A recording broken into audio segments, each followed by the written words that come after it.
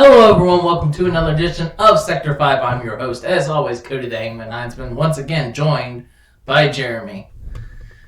We missed a few, but we are back to give our thoughts on and predictions for Clash at the Castle. Yeah, and the only reason we missed a few is because, one, I didn't care about King and Queen in the Ring all that much. And two, my computer has been not in the recording spot. So, but everything, we're back in action now. So let's go ahead and get into the meat and potatoes of this, shall we? All right. Usually, going down the spiel of non-title matches into title matches, there are actually no non-title matches to talk about on this card. Every match is a title match. So we're going to start off with the women's tag team match. It is a triple threat. You got the current champs, Bianca, Belair, and Jade Cargill taking on Alba, Fyre, and Isla Dawn, I think is how her name is pronounced. Ilza Dawn? Yeah, Isla Dawn. Ilza sounds about right. I could be wrong, but Ilza sounds... And the team of Zoey Stark and Shayna Baszler. I'll just keep putting Shayna Baszler with people. Yeah. But, no, I'm going to say champs retain. Yeah, I'm pretty sure the champ's going to retain. It's too early to take the title. Correct. Ilsa Dawn and Alba Fyre are hometown people in this match as well. Not giving a benefit for them winning it. I also seen something recently that something may have happened to Alba Fyre. Someone in her family passed away as of recent. So it's an interesting time for them to get a chance at this title. That being said, I don't see Bianca or Jade losing the titles this time around. Not until maybe SummerSlam. SummerSlam at the earliest. Mm-hmm. But I don't think we're going to have much more to talk about with that one. Nope. So we're going to talk about another women's match. You have Piper Niven taking on Bayley for the WWE Women's Championship. Bayley retains. I'm pretty sure Bayley's going to retain. Because Piper Niven's a little greener, on the greener side of things. Mm-hmm. So, and that she's got that thing with, what's her name going? I just don't think I don't think she's in contention for the title at the moment. No. Maybe later down the road, Bayley may or may not still be champion at that point, but I don't think pulling the trigger on her right now is a good idea. Especially Bayley's red hot. She just turned face. Right. Taking the title off of her right now would be stupid. And I'm pretty sure it's leading to Bayley versus Nia Jax because since we never got to really talk about King and Queen of the Ring pay-per-view, whoever won the King and Queen of the Ring is getting their title match at SummerSlam.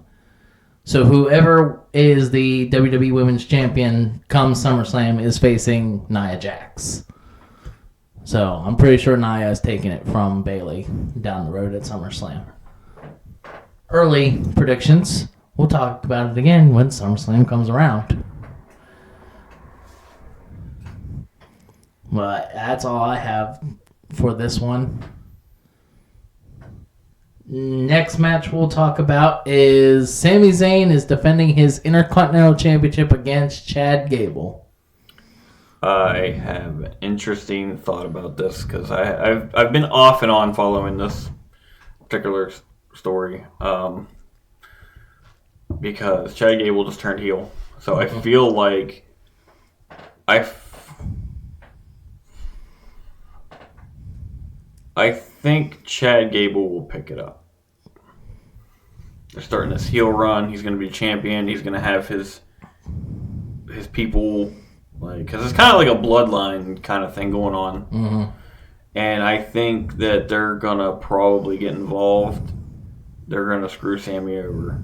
Probably. And then Sami might get like a rematch at like SummerSlam. Mm-hmm.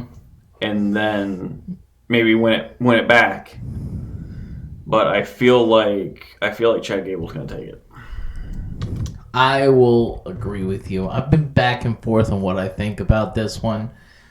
One of the things I read up, and I try not to I try and stick with the storylines and stick with what I see with WWE.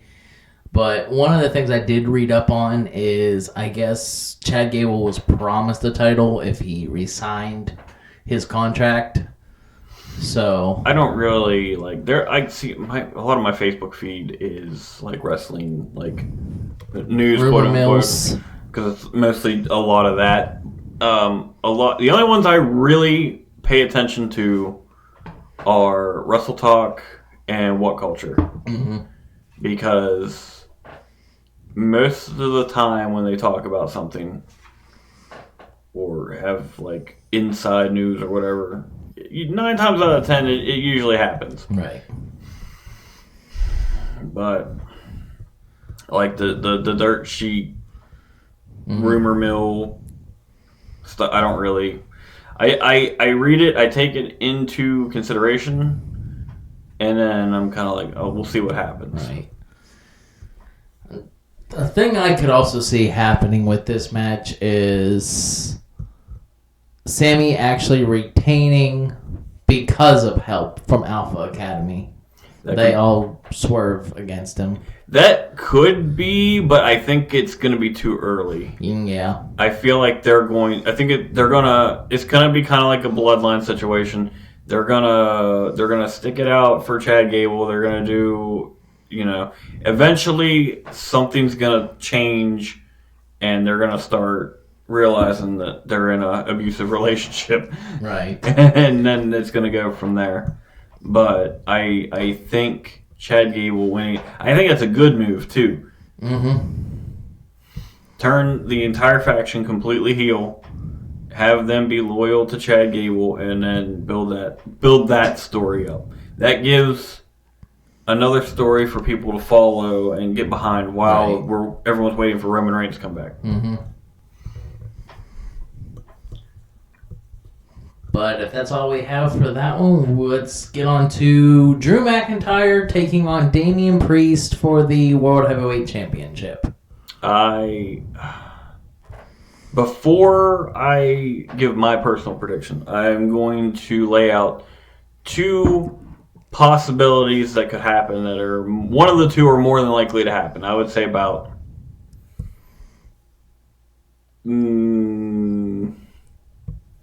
I think like a 75% chance of one of these 2 things happening. Okay, 1, Drew McIntyre beats Damien Priest.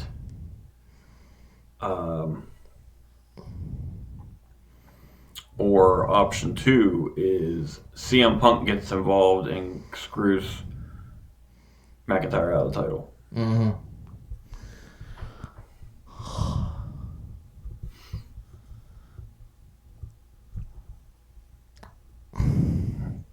I've been so back and forth with this one. Judgment Day is barred from ringside. That is one caveat with this. But CM Punk is not. But CM Punk is not. And also, possibly Liv Morgan somehow helps Priest, because she is now in cahoots with Judgment Day. Which is weird, considering she's the one that... Right. It's going to be real interesting when Rhea Ripley comes back, I'm just saying. I have a hard time believing that McIntyre's walking out with the title. Well, you got to think he's been chasing this title since before Mania. Right. And then he won it at Mania for, 5 minutes and 46 seconds? Something like that. And then he got a little too personal with Punk. And Punk made him pay.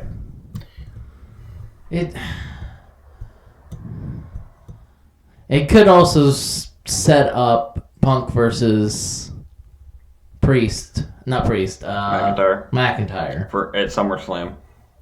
That is probably... I'm thinking, like, me personally, I think Punk's going to get involved. And it's going to... I think that's where it's going to go. I don't... I mean, I could see McIntyre winning the title.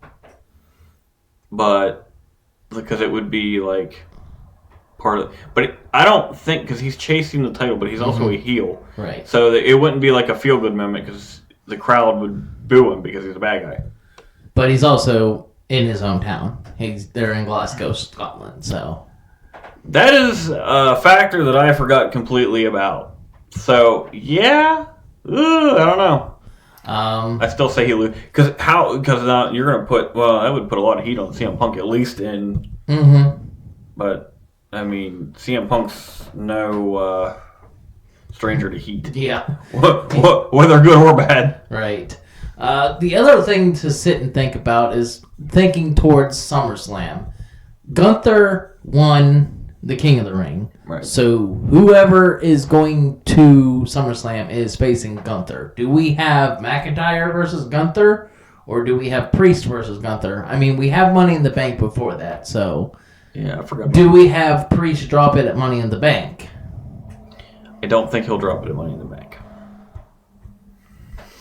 I don't see that happening unless the winner of the briefcase immediately cashes in, which I know we're not talking about Money in the Bank, but it's the next thing to talk about. I definitely think someone from Raw is winning because I don't CM Punk. Maybe CM Punk. He's been I don't know because he's won Money in the Bank twice before.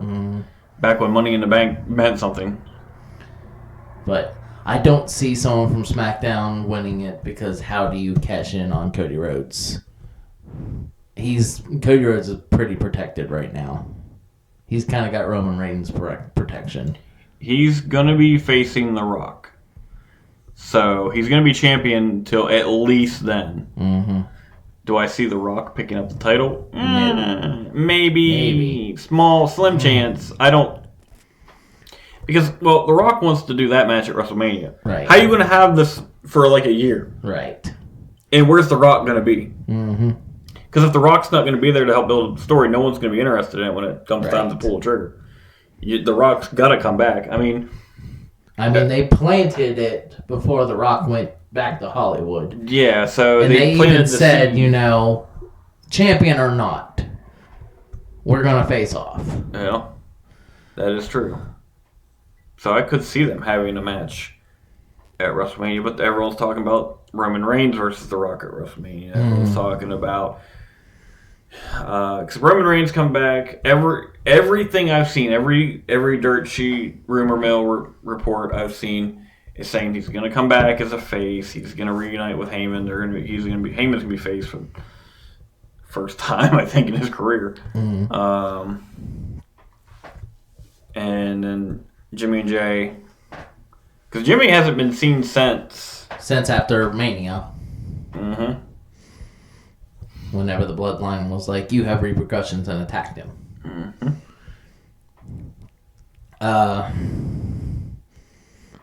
That's neither here nor there. That's a story for another time.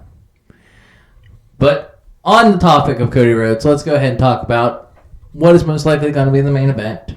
You got Cody Rhodes versus AJ Styles in an I Quit match for the WWE Championship. Cody's winning. 100% Cody's winning. Because, and I love how they did the whole AJ Styles retirement speech, basically pulled a Mark Henry. Which Cody Rhodes actually dropped Mark Henry's name today. He said in the promo that they did, he was like, you take shortcuts to get your title matches. In order to get this one, you had to pull a Mark Henry. Which was interesting to drop the name on. I mean, he's a Hall of Famer, so... Yeah. But it was an interesting thing to hear because he's not active with WWE. He might have a Legends contract. Maybe. But 100% Cody Rhodes is winning. It's going to be interesting to see how he gets AJ Styles to finally say, I quit. Because it can't be something that a heel, like, he can't, like how Judgment Day used a chair against Beth Phoenix when the I Quit match with Edge. It can't be something like that. Well, it wouldn't be something like that. It wouldn't. I mean, Cody being like the top babyface of the company. He's basically right now. Right now, he is John Cena. Mm-hmm. He is Hulk Hogan. Right now, he is the guy. He is the babyface. He's out there kissing babies and shaking hands and, and signing autographs and all that nonsense. And shaking babies. And shaking babies. No, that's Kane. Or Snitsky. Yeah, it was Snitsky that punted the baby doll. That was a weird time in WWE. Let me tell you. You probably don't remember that. No, I don't. I was talking with somebody recently. He went through the drive-thru. I'm changing the subject at this point. I'm going back to the topic at hand. We were talking about our thoughts on this match, and he agrees that Cody's going to retain. I mean, that's the obvious part. I just kind of wonder if Cody, like, could Gallows and Anderson, like, throw in the white thing? The white towel? The white flag? Yeah, white flag. To be like, okay, you've beaten him enough. Throw in the towel? Yeah, throw it in. Like, clearly AJ's not going to say he quits, but we are going to cause him. We realize that he's not going to stop this. Right. And that is an interesting... I guess if they come out and then they're holding a white towel, then we know what's going to happen. Mm-hmm. I doubt that's the case, though, unless they just come in from the crowd or something and right. be like, whoa, whoa. I don't know. I really don't know. That was an interesting angle I put on it. I've never thought... honestly, AJ Styles could say I quit. I mean, never thought I would see Batista say the words I quit. Never thought I would see The Undertaker tap out, even though the ref wasn't paying attention. Right. The Undertaker still tapped out. So... it's probably going to be one of those, they get so wore down, AJ is finally like, all right, I'm done. You've proved your point. I quit. Or gets him in a submission maneuver and he passes out and can't say he quits, but... That could also be like a Bret Hart Stone Cold WrestleMania 13 all over again. But I'm interested to see it. It's a little weird having AJ having another chance at the title. I'm not a big fan of that, I don't think. What, AJ with the title? I mean, not AJ with the title. I'd be fine if he actually were to pick it up, but Roman Reigns never double dipped. You didn't have, like,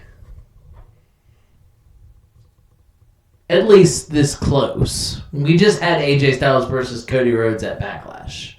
Right. And then Cody Rhodes took on LA Knight. Logan Paul? Yeah, that guy. Yeah, that makes sense. So I don't know. I just kind of wish it was maybe someone else. But an I Quit match, haven't seen that since Judgment Day versus Edge, so... And we're talking about like, you know, the I Quit match, Cody Rhodes versus AJ Styles, and, you know, like, is AJ gonna, like, is that AJ actually gonna say I quit? Do you think I say I quit? You know, I believe him saying it because, like, Batista said it. Now, if it was Cody Rhodes versus John Cena, then I would be very curious to how that would play out. Because you're not gonna take the title off of Cody, but you're not gonna have John Cena say I quit. No. I would be the day he says I quit or taps out or anything like that, I'm gonna be like, whoa. The closest thing we had to that was a squash match against The Undertaker. Yeah, but I believe a squash match more right. than like him tapping out. And it was The Undertaker. So. Right.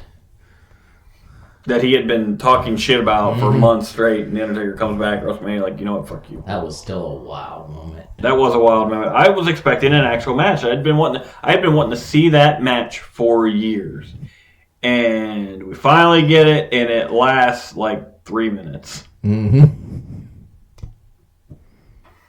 And 2 of it was just Undertaker come to the ring.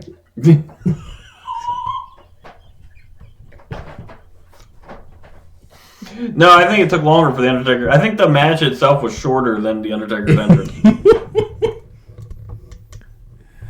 Alright, well, that's Clash at the Castle. We will be back most likely for Money in the Bank predictions. I'm probably not going to do reviews all that often anymore. Except for maybe the Big Four. Yeah, the Big Four do reviews for the Big Four, obviously. But it's... These smaller ones are not too interesting to talk about with the reviews. But the Big Four will probably be back with the reviews for those ones. Yeah, at the very least, WrestleMania. Mm-hmm. So, that has been, again, the predictions for Clash at the Castle. I hope you all enjoyed. Thank you once again for joining me. And that's just how it is. I forgot what my outro was. How? We missed a few videos. I'm a little rusty. At least you didn't say your outro as your intro. I've seen people do that. Hello, everyone. Welcome to another edition of Sector 5, and that's just how it is. The end.